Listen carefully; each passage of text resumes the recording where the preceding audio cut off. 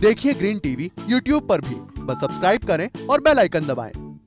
नमस्कार दोस्तों, स्वागत है आप सभी का किसान बुलेटिन में और मैं हूं आपके साथ पारुल यादव। चलिए नजर डालते हैं किसान बुलेटिन में आज की बड़ी हेडलाइंस पर। मछुआरों और मछली पालकों को 4500 रुपए सहायता राशि देगी सरकार, नहीं उठाना पड़ेगा कोई नुकसान। जल्द आयोजित होगा अंतर्राष्ट्रीय कृषि मड़ई एग्री कार्निवाल 2022। 5 दिवसीय मेले से किसानों को मिलेगा लाभ। कृषि वैज्ञानिकों ने विकसित की सोयाबीन की 3 नई किस्में, मिलेगी अच्छी पैदावार और कम होगी लागत। बेमौसम बरसात और प्राकृतिक आपदाओं की वजह से फसलों को काफी नुकसान होता है और किसानों के इस नुकसान की भरपाई करने के लिए सरकार द्वारा कई तरह की योजनाओं को संचालित किया जा रहा है।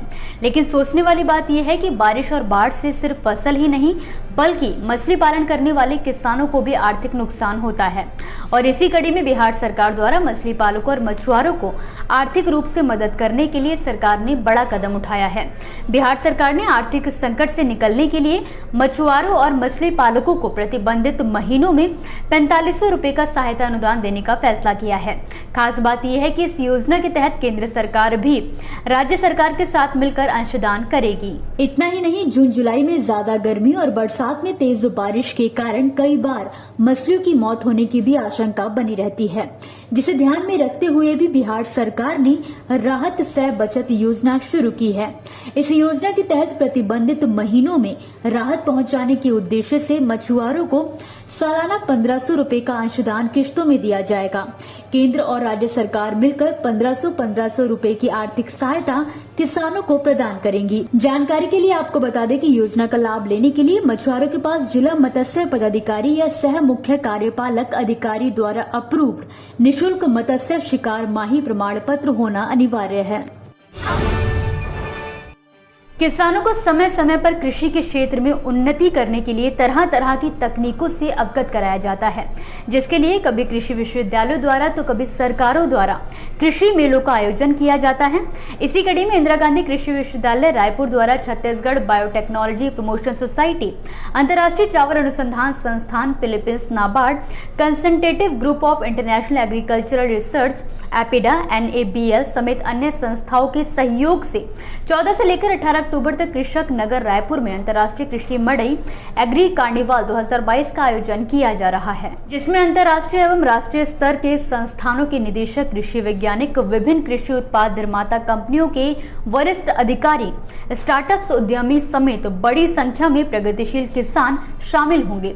आपको बता दें कि इस कृषि मड़ई में लगभग 20,000 से ज्यादा किसानों के शामिल होने की संभावना है।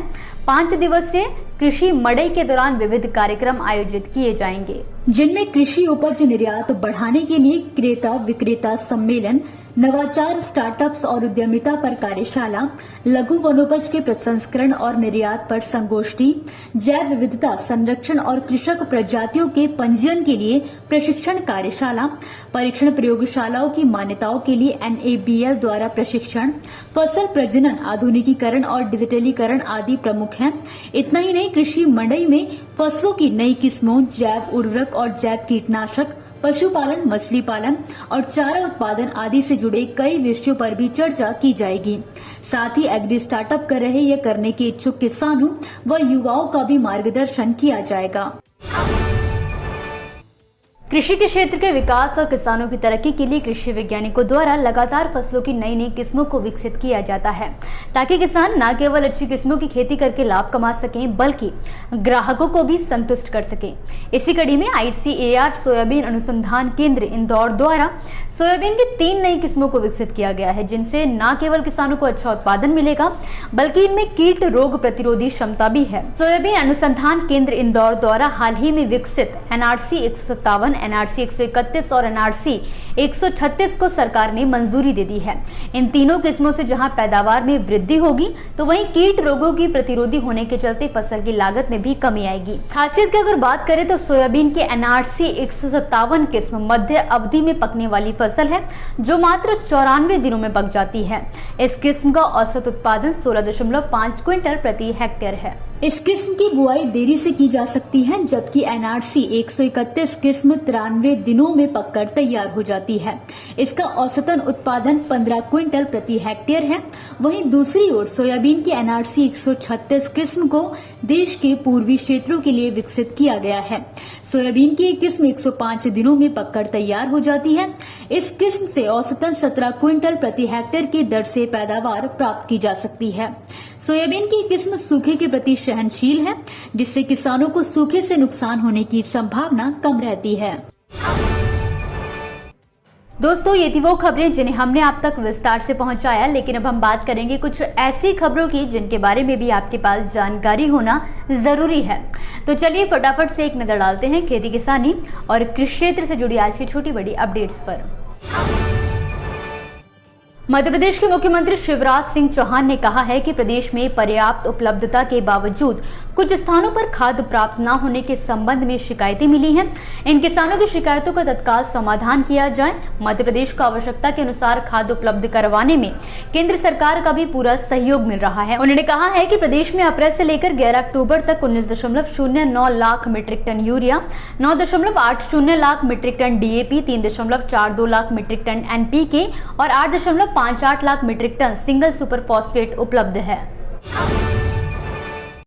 जल्द ही राजस्थान में प्राथमिक सहकारी भूमि विकास बैंकों से जुड़े किसानों के लिए एक मुश्त समझौता योजना आगामी कुछ दिनों में लागू की जाएगी। योजना में अवधि पार ऋणी किसानों का 50% तक का ब्याज माफ किया जाएगा और जिन अवधि पार ऋणी किसानों की मृत्यु हो चुकी है, ऐसे किसान परिवारों को ब्याज माफी, दंडनीय ब्याज समेत वसूली खर्च को भी माफ कर राहत दी जाएगी। इससे किसानों के परिवारों को बड़ी राहत मिलेगी। पंजाब, हरियाणा, उत्तर प्रदेश समेत कई राज्यों में हुई बेमौसम बरसात के चलते खेत तालाब में तब्दील हो गए हैं। इसके चलते धान समेत खरीफ सीजन की अन्य फसलें खेत में ही पानी में भीग गई हैं। नतीजतन धान में नमी की मात्रा बढ़ गई है। तो वहीं इस बेमौसम बारिश की वजह से किसानों को फसल काटने के लिए भी इंतजार करना पड़ रहा है। इस वजह से फसल कटाई के चक्र में बदलाव आया है, जो किसानों के लिए एक बड़ी परेशानी का कारण बन गया है।